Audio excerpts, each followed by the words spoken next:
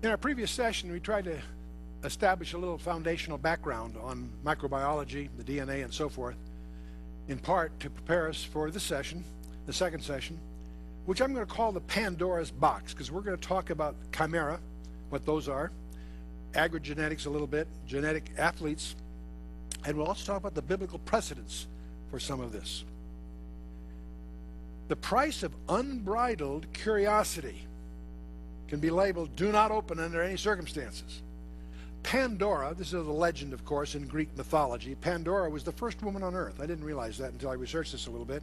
We've all heard about Pandora's box. The idea is that the gods had given her a box and warning her never to open it.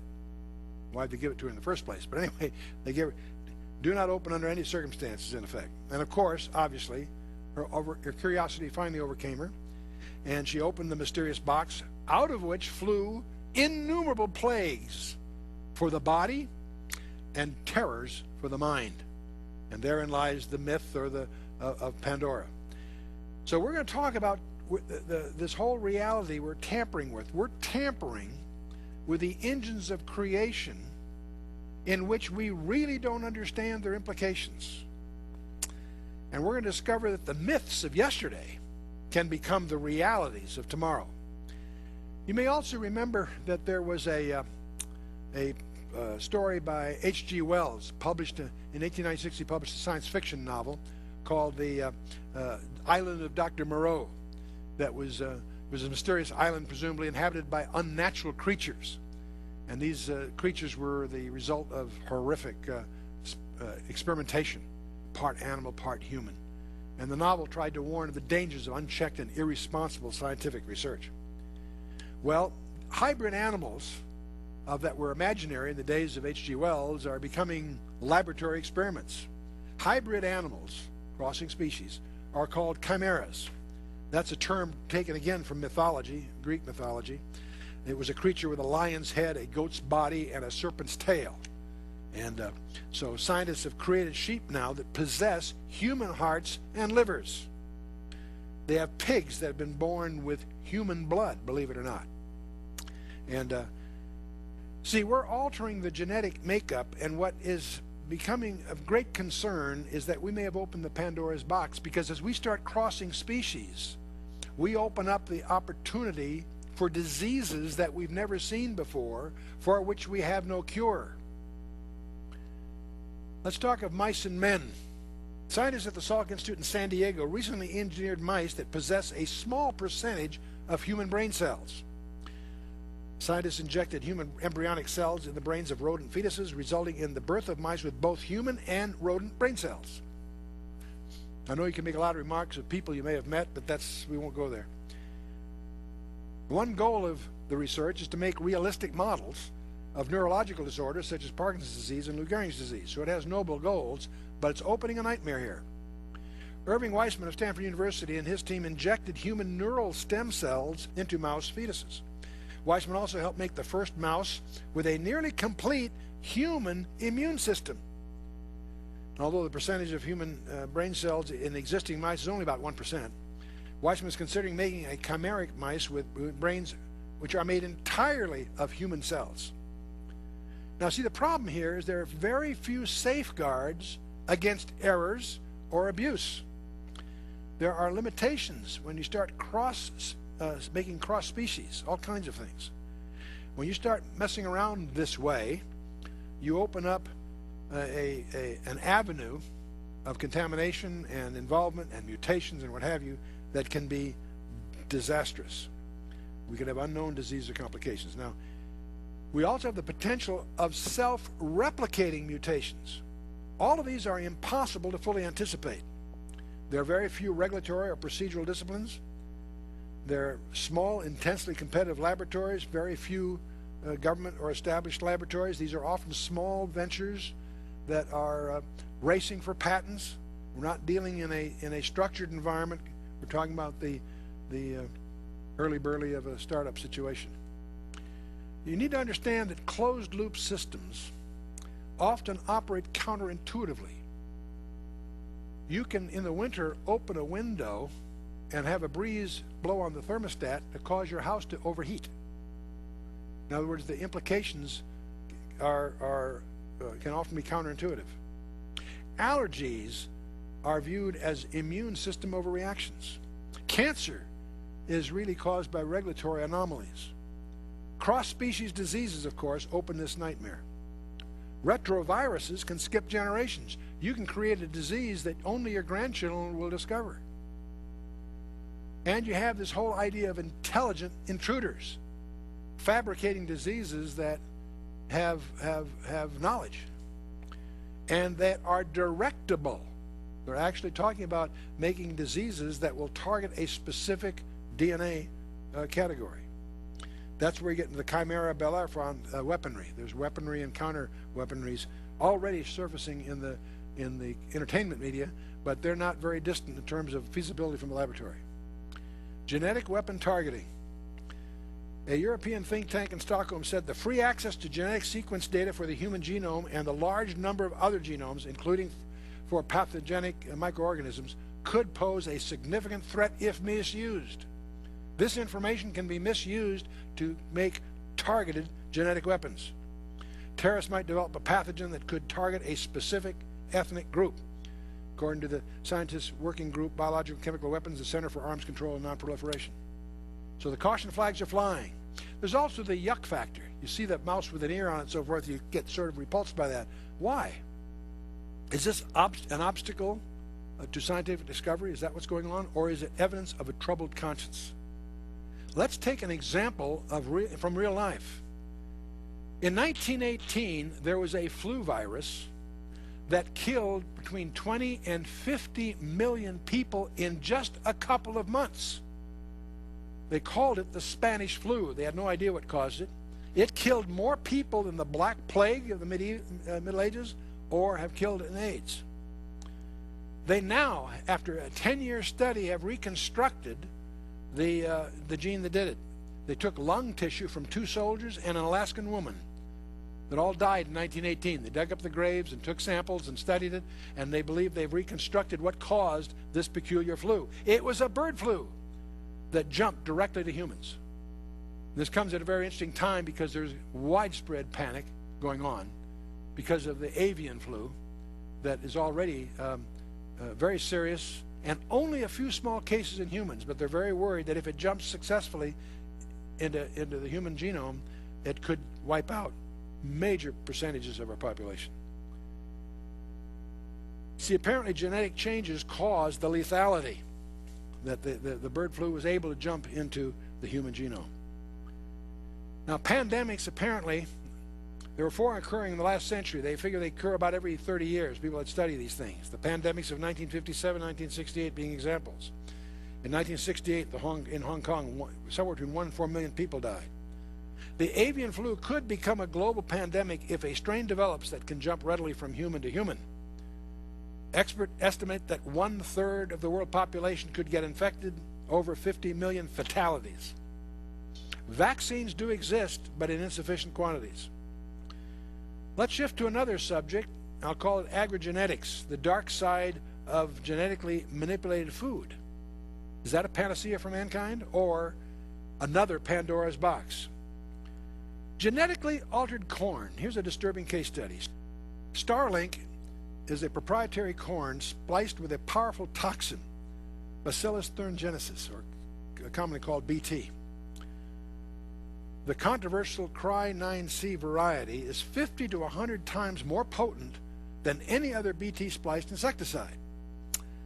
Critics warned unfamiliar foreign proteins could set off dangerous food allergies in humans, with symptoms ranging from fever, rashes, and diarrhea to anaphylactic shock and even sudden death. The FDA approved it only for animal feed. That sounds safe enough, doesn't it? Starlink corn has not yet been commercialized in any country other than the U.S. So this is a U.S. case study here. Kraft, the largest food corporation in America, had to recall 2.5 million boxes of corn tacos. The USDA recalled all Starlink corn on 350,000 acres planted across the United States, over 400 brands of tortillas, shells, tostadas, chips, recalled from thousands of supermarkets throughout the United States. The largest food processors, Kellogg's, ConAgra, Archer Daniels Midland, and Tyson, shut down their grain mills. Avantis, Kraft, Safeway, Mission Foods, Western Family, Shaw's, Food Lion, Randall's, Kroger, Albertsons, and so forth, plus the grain elevators and farmers, face several $100 million in losses. More than 28,000 truckloads, 15,000 rail cars, and 285 barges of corn tested positive for Starlink. Consumers claiming to have been poisoned by Starlink corn products have filed multi-million-dollar class action lawsuits. It's on the internet. You can check it out under Starlink. Now let's talk a little bit about the international picture. The leading international producers of genetically engineered crops. The United States, 74%, Canada, 10%, Argentina, 15%. Economic sanctions could threaten a meltdown of the entire global free trade system in the minds of many. According to Andrew Kimball at Center for Food Safety, American consumers have been used as unknowing guinea pigs. Let's go on with this thing. The pollen from the BT corn turns out to kill monarch butterflies. Mexico is the winter home for the monarch butterflies who migrate south from Canada and the United States. It is also killing beneficial soil microorganisms and is thus damaging the entire soil food web, as well as killing beneficial insects such as lacewings and ladybugs. So there's echoes is continuing through the environment. Antibiotic marker genes, ARMs, are found in genetically engineered foods and animal feeds, and they have the ability to transfer antibiotic resistance to soil bacteria, bees, mammals, and other organisms, including humans. This gives rise to dangerous pathogens in humans that can't be killed then by traditional antibiotics. Major problem brewing here. The FDA admits that 8% of all U.S. children are now plagued by food allergies, and that situation is growing worse. 8%. Nutritionists warn of a suspected link between food allergies and asthma. The FDA's recall of genetically engineered nutritional supplement, L-tryptophan, still left 37 deaths and 5,000 injuries. According to one of the most reputable journals in the field, New England Journal of Medicine, March 14th, in 96, said unlabeled genetically engineered foods are uncertain, unpredictable, and untestable. And now we're getting into what they call super pests. There are now emergent markets for seeds with confirmed pedigrees for organic farming. Crop pests, beetles, bollworms, and corn borers, will inevitably develop resistance to the widely cultivated Bt splice crops, creating super pests that could overwhelm organic farmers and could make organic agriculture more difficult, if not impossible. 10th anniversary assessment. We're talking about the 10th anniversary here. Biotech beans, cotton, corn, and canola are the profit drivers at Monsanto Chemical. Also rival companies like Swiss-based Syngenta and Dow AgroSciences LLC, a unit of Dow Chemical Company. They genetically altered to withstand weed killers and insects, generate higher yields, and so forth. Cereal giant Kellogg Company recently announced it would start using a healthy, low linolenic oil derived only from Monsanto's biotech soybean in its cookies, crackers, and other food products. Less than 2 weeks later, rival Kraft Foods, the world's second largest food producer, said it would stop supplying all genetically engineered food products, including additives, to China due to a lack of market acceptance. PepsiCo and Coca-Cola Company have made similar pledges. In November, Swiss voters banned the planting of biotech crops for 5 years. In Australia, a biotech pea has caused health problems in research mice, forcing cancellation of that project. Last year, Monsanto was forced to withdraw a biotech wheat it planned to sell in the United States and Canada because of strong market opposition. Other failed projects include Monsanto's delayed ripening tomato and a healthier potato. Biotech products around the world are increasing, and this year topped more than 1 billion acres sown to soybeans, corn, cotton, canola, and other crops. In the United States, from 2004 to 2005, 52% of all corn, 79% of upland cotton, and 87% of soybeans were of biotech varieties, according to the USDA. The barriers in Europe are slowly lowering, and emerging new products may help improve acceptance. Let's take rice, big deal. Iran last year became the first country to commercialize biotech rice approving a pest-resistant variety. Syngenta has announced a new strain of golden rice that produces up to 23 times as much beta-carotene as previous varieties. Rice is to be available for free to research centers across Asia. And currently, the growing investment in agricultural technology in China, Argentina, Chile, and so forth, genetically modified rice is likely to gain approval in China in the near future, which could open acceptance globally in favor of the biotech food. And on it goes.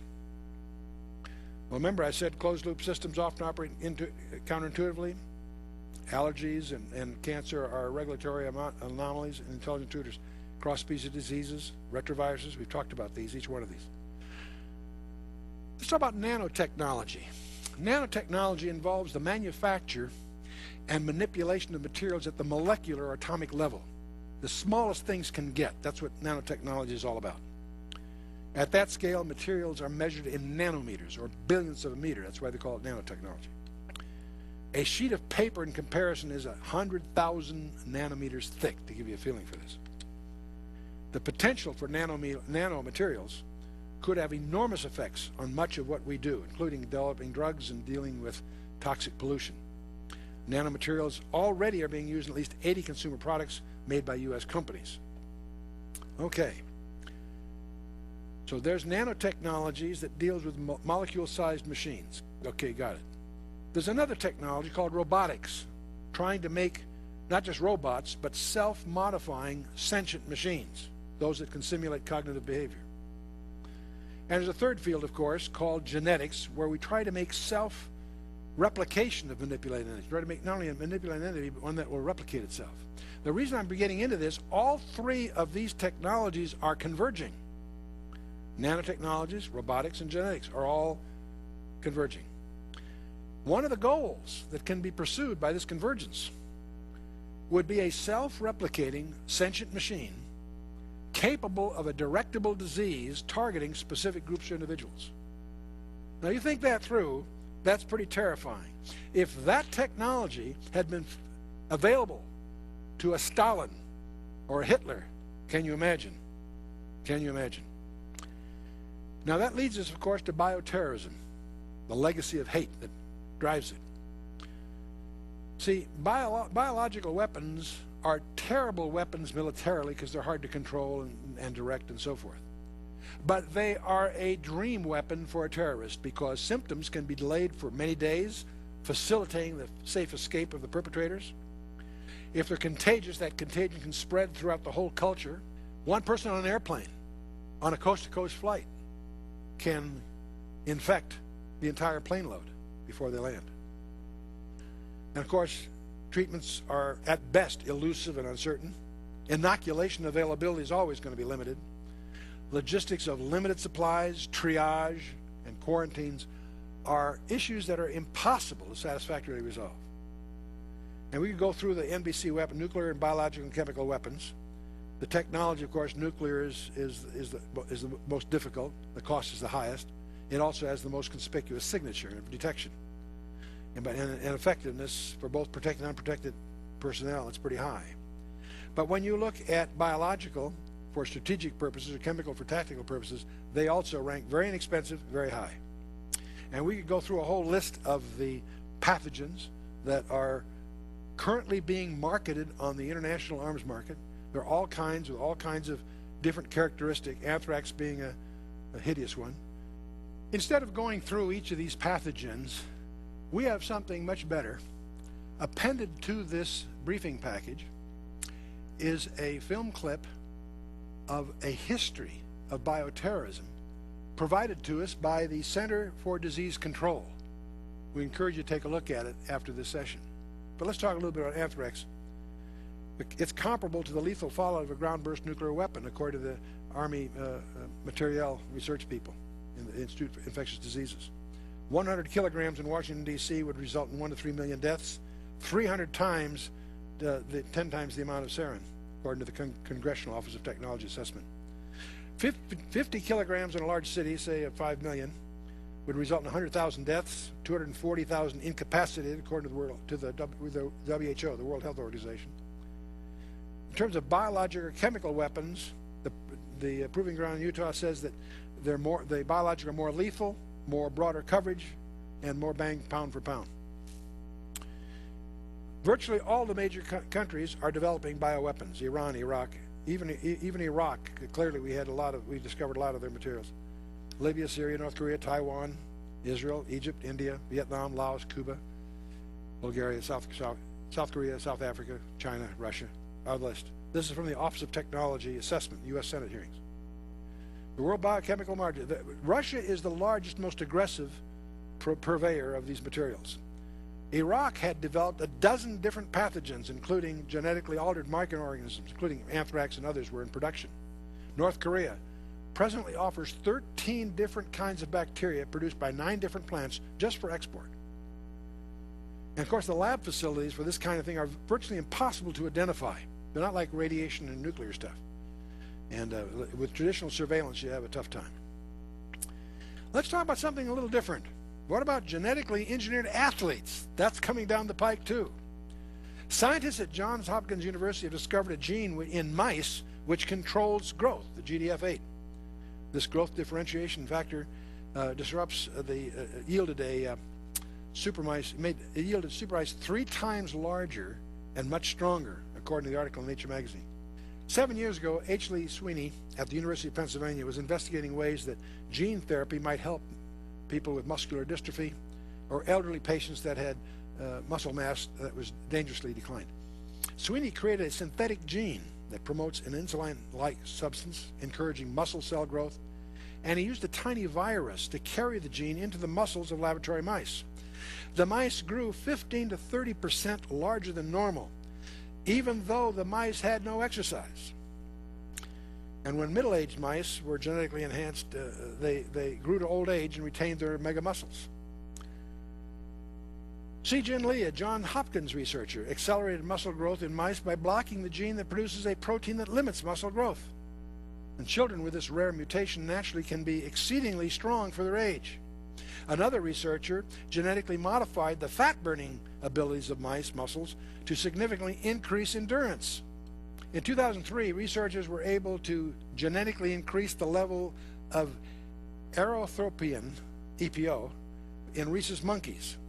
EPO is a hormone that encourages red blood cell formation, as used clinically to treat diseases like anemia. But it's also notoriously used by athletes to improve endurance in events like cross-country skiing and cycling.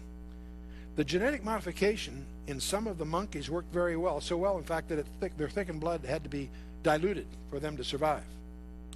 And other monkeys, in other monkeys, their own immune systems attacked the novel EPO as well as their natural EPO, leading to severe anemia. ACTN3. For a year now, a company in Australia, Genetic Technologies Limited, they offer a DNA test that detects variations in the ACTN3 gene. The ACTN3 gene produces a protein that enhances the kind of operation that we call a fast twitch in muscle fiber, the kind that is involved in activities like sprinting or powerlifting, as opposed to endurance sports like marathons. In one variation of ACTH3, the production of the protein is repressed, so while muscles remain normal, they have much less of the fast twitch enhancer. Everyone has 2 copies of the gene, one from each parent, so it's possible to have 1, 2, or no repressed versions of the ACTN3 gene. In a study of 300 elite-level athletes, including Olympians, every one of the sprint power athletes tested had at least 1 normal copy of the ACTN3 gene. All were producing at least some of the fast twitch protein enhancer in their muscle fibers. Endurance event athletes were more likely to have 2 copies of the repressed variant. The absence of the fast twitch protein may have supported the development of slower, more efficient muscle fiber. Genetic Technologies cautions that the test, which is sold only in Japan and Australia for about $100, doesn't predict a champion. There are too many other factors for that. But it is intended to help athletes choose what events they should train for or shouldn't train for. That's its use so far, but it may go further.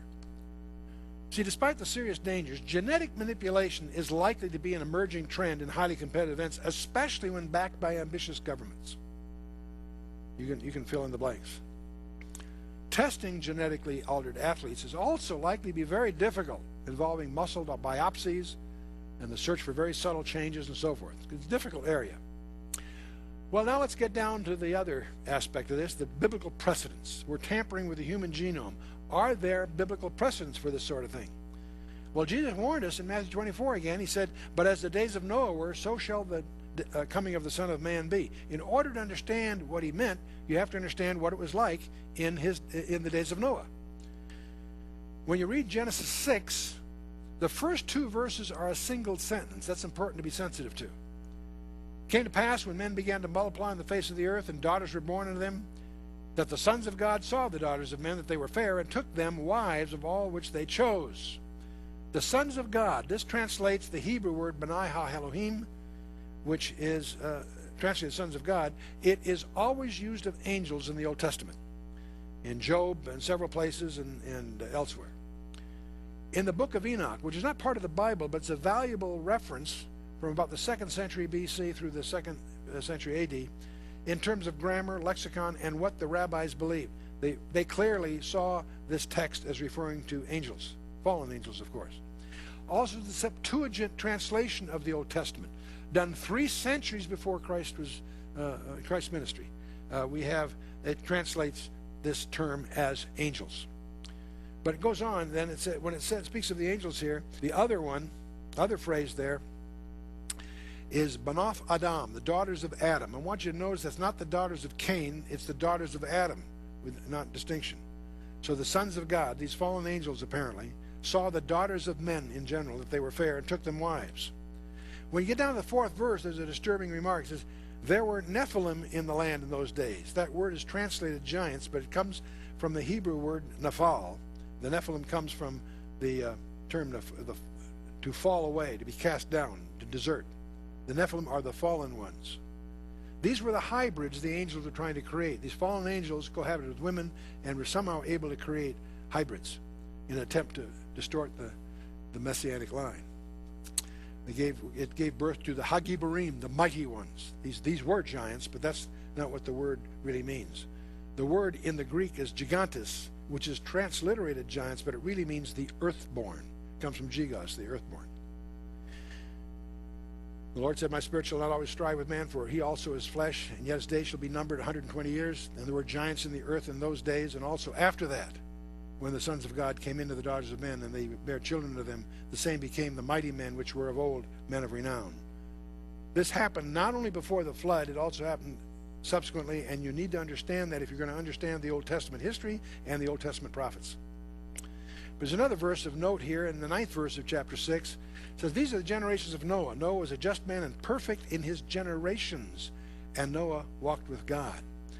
The word perfect in his generations, the word in the Hebrew is tamim, which means without blemish, without spot, unimpaired. It speaks of physical defects.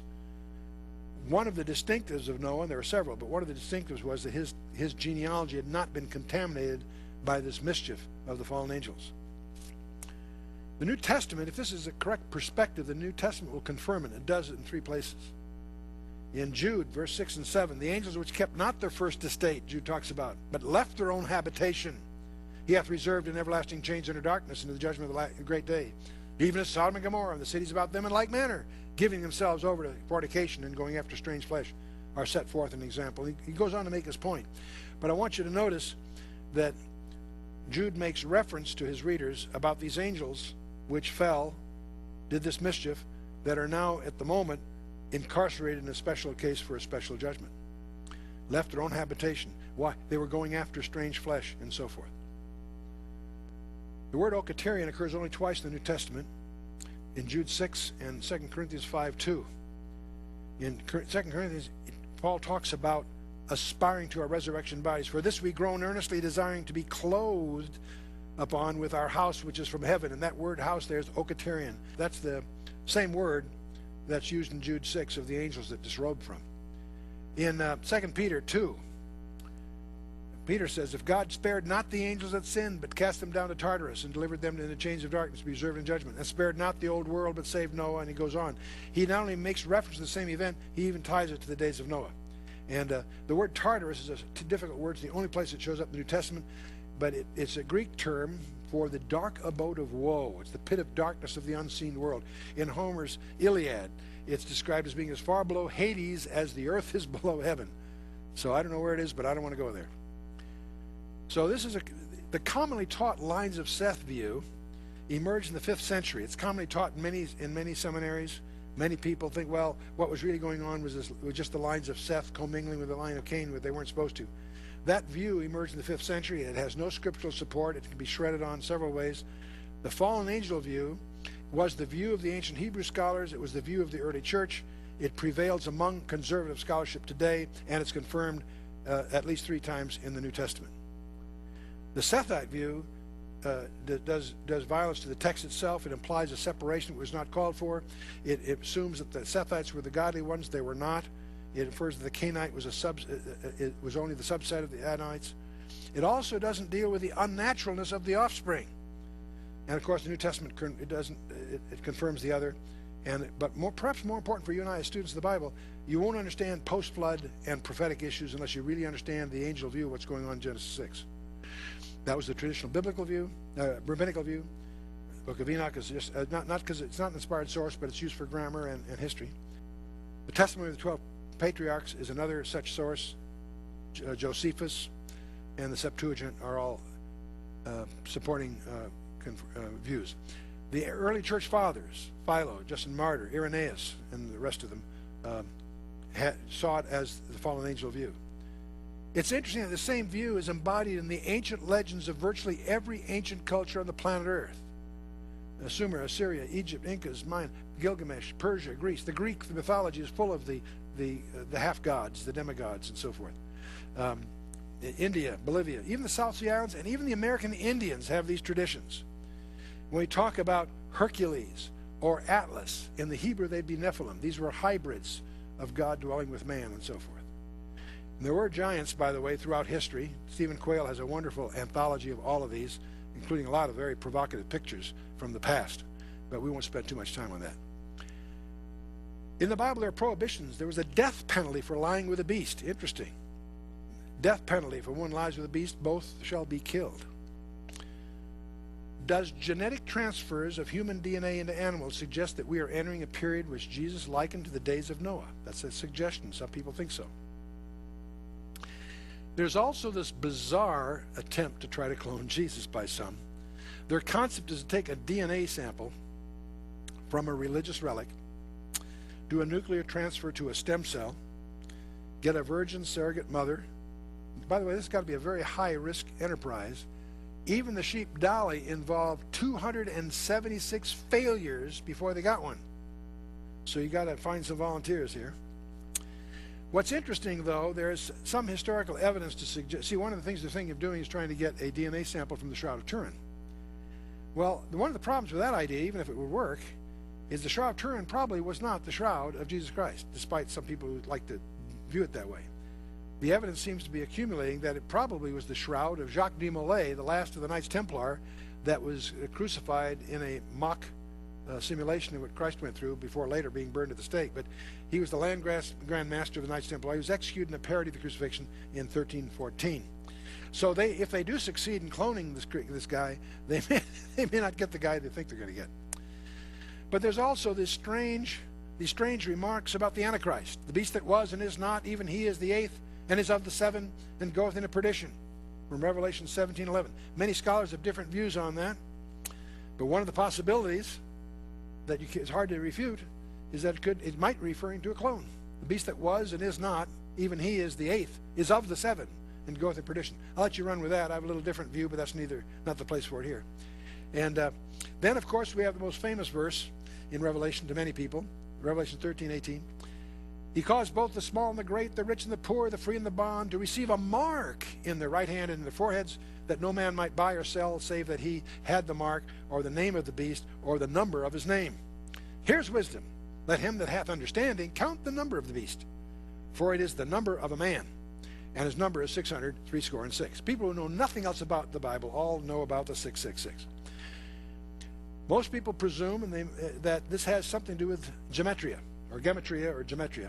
And the problem here is that there's many official forms of gematria, at least 7 listed here. And what this really says is you can make any name somehow fit if you try hard enough. There's an expression in the computer industry I'm fond of. It says, if you torture the data long enough, it'll confess to anything. And that's what many people do with these constructions. Now, the 666, if you take the word Christos in the Greek, it's you take the first and last letter and put a serpent between the two, you get a symbol for the Antichrist, or pseudo-Christ is more precise. Antichrist is misleading. The term actually means in the place of Christ. He's against Christ, of course, but it's the instead of Christ that's the key part of it. But if you take those three, the first and last and the serpent in the middle, you end up with 660 and 6 from the Greek geometrical values. So it's 666. But the question is, whose numbers? People get all upset. Christians get all upset with credit cards and barcodes and so forth. Many point to barcodes and insertable chips. Now, this may be very important to implement the technology of control that this final world dictator will enjoy. No question about it. But they may not have anything to do with identity, what we're talking about. So the fact that barcodes, some of them use 6 as a separator symbol, people make a big thing of that. I think it has nothing to do with what we're talking about. The insertable chips that's being used in livestock and other inventory control applications, that's coming. What they all overlook is that it's not our number or number that we have that's the issue. It's his number that we take as an identity of allegiance to him. That's the critical issue. People miss that point. I think that the reason that people take his mark on their hand or their forehead is probably derives from the only physical description we have of him in the Bible. That's in Zechariah 11, the last verse, where Zechariah says, woe to the idol, that's I-D-O-L, like an idol worshiper. Woe to the idol shepherd that leaveth the flock. The sword shall be upon his arm and upon his right eye. This apparently refers to the head wound that Revelation talks about several times. His arm shall be clean dried up, and his right eye shall be utterly darkened. It's interesting. It's a speculation, but maybe these impairments of his arm and his eye is a vestige of this head wound that's so prominent in the book of Revelation. And maybe those that are pledging allegiance to him take his mark on their hand or their forehead or both to demonstrate or be an insignia of that allegiance. Who knows? We'll see. But let me mention another technology you probably haven't heard other people talk about, and that's to reach out and touch someone. Before you leave a business, imagine this coming up now. Before you leave a business-related luncheon, you shake hands with 5 different colleagues, and in so doing, you collect their electronic business card information through a simple handshake. You walk out to the parking garage where a car unlocks as you touch the door handle. And you pick up your son from school, and he hops in the car. He sticks a wireless headset in your ear. It says, hey, Dad, you got to listen to track 3. What we're dealing with here is red tacton technology. Through the latest advances in photonics and optics, electronic data can now be sent over the surface of a human body. Human skin has electromagnetic fields over which electronic information can pass. Red tacton is the term used by Nippon Telephone and Telegraph Corporation, their transceivers contain electro-optic technology that uses these naturally occurring electrical fields to send data at 10 megabits per second over the surface of the human body. So drop your MP3 player or your PDA or your cell phone into your pocket without missing a beat, literally, because the current never actually touches the human body itself, only its electromagnetic fields. You do not have to take your ID card from your pocket. Just touching or walking with your PDA in your pocket is enough for authentication. The electronic information from your MP3 player could be transmitted to your dance partner's earphones as you hold hands. See, the devices do not actually have to touch the skin. So red tacton also provides a way to pay bills or to gain access to secure locations by a mere touch of the finger. Well, so much for that speculation. We'll see if it seems to be coming. The restrainer in 2 Thessalonians 2 may be restraining far more than we have any idea. It's my personal belief that once the rapture occurs, the world at large will become more bizarre, more strange than we have any capacity to imagine. It's going to be the biggest shock of the planet Earth has ever had, and it's going to be probably more strange than we could possibly portray in a science fiction movie or something of that nature. There's no way I would be able to imagine doing a science fiction movie that would try to capture that, or if I could, it would look so bizarre as to be unacceptable. Well, let's stand back from all of this and summarize. Man is presently invading a world of which he has only the faintest glimpses. The uncharted impacts can replicate unseen, can transcend borders, species, and generations. Only the most committed can persist in denying the role of a deliberate creator. There's two things we're learning here. As we learn the horrors that are possible, that's the one side of it. The other hand, we also can't help but gain an awe and a respect for the designer who put it together in the first place. Absolutely fantastic. To ascribe it to random, unaided chance is ludicrous and definitively defined as absurd. See, you and I are indeed fearfully and wonderfully made. Let's take a look at Psalm 139 again. For thou hast possessed my reins, thou hast covered me in my mother's womb. I will praise thee, for I am fearfully and wonderfully made. Marvelous are thy works, and that my soul knoweth right well. Thine eyes did see my substance, yet being incomplete. And in thy book all my members were written, which in continuance were fashioned, when as yet there was none of them.